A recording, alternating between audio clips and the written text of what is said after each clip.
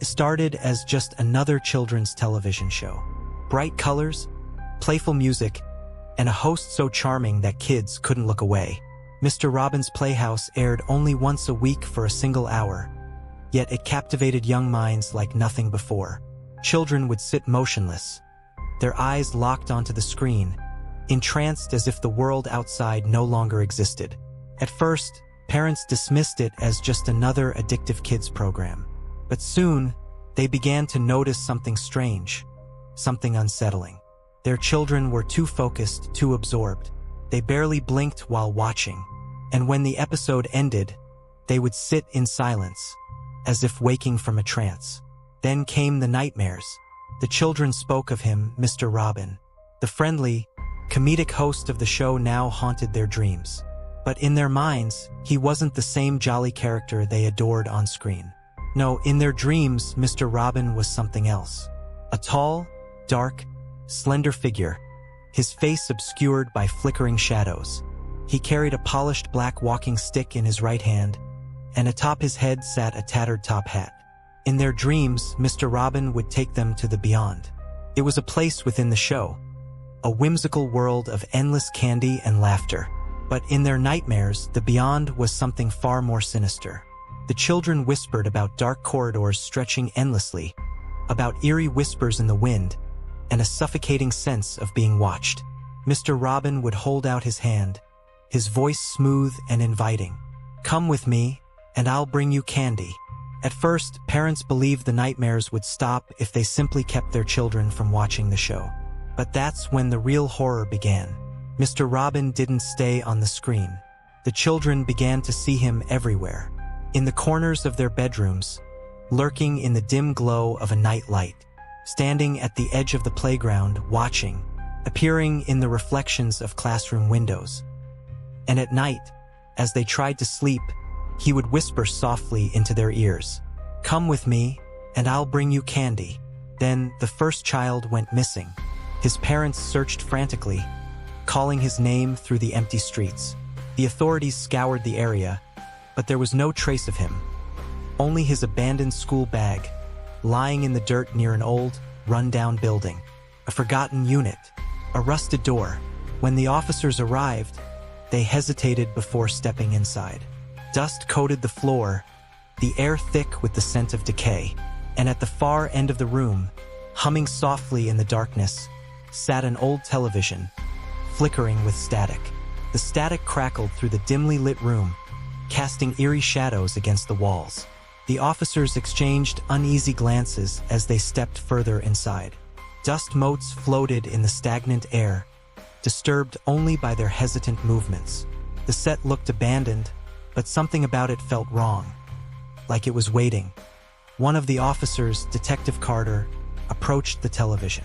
He hesitated before reaching for the dial. As soon as he touched it, the static shifted. The white noise twisted into a distorted image. A low, droning tune played from the speakers, warped, slowed down circus music. Then, a figure emerged from the darkness of the screen. Mr. Robin. He was exactly as the children described him, tall and shadowy, his features obscured by the flickering screen. His top hat cast an elongated silhouette, and his walking stick tapped rhythmically against the ground. The officers froze, their breath hitching as Mr. Robin's head turned sharply toward them, as if he could see them through the screen. Then the screen went black. A child's whisper filled the silence. "He's here." Detective Carter spun around, flashlight darting across the room, but there was no one else present. The sound had come from nowhere and everywhere. The temperature dropped, and a sudden gust of wind blew through the room, though there were no windows open. The static returned, but this time it wasn't random. It was a voice. "Come with me, and I'll bring you candy." The officers staggered back. The lights on the set flickered to life, illuminating the stage with an unnatural glow. A doorway in the back of the studio, previously unnoticed, creaked open on its own. Carter raised his gun and motioned for his partner to follow. The hallway beyond was narrow, lined with old scripts and props from past productions of the show. Then they heard it, a soft humming, a child's voice, singing along to the theme song of Mr. Robin's Playhouse. They followed the sound to a small, locked door at the end of the hallway. The humming stopped. Carter's hands shook as he tried the handle locked. He signaled his partner before kicking the door open. Inside, the air was thick with decay. Rows of dusty VHS tapes lined the shelves. A single chair sat in front of another static-filled television. But what truly made their blood run cold was the wall directly across the room. It was covered in drawings, crude, childlike depictions of Mr. Robin. Some were smiling, others were different, their expressions twisted in silent screams, their eyes hollow voids. In every drawing, the children were being led through a doorway into a dark, swirling abyss labeled the beyond. Then the screen flickered again. The static cleared for a brief moment, revealing a grainy image of the missing child. He was sitting in a dark void, staring blankly ahead. Behind him, a shadow loomed, Mr. Robin. The child's lips parted, and in a broken whisper, he pleaded, "Help me." The screen went black, and then, from the darkness of the room, something moved. The officers tried everything, retracing the missing child's steps, analyzing the tapes, even shutting down the power to the entire unit, but nothing worked. Every lead led them back to the same horrifying reality.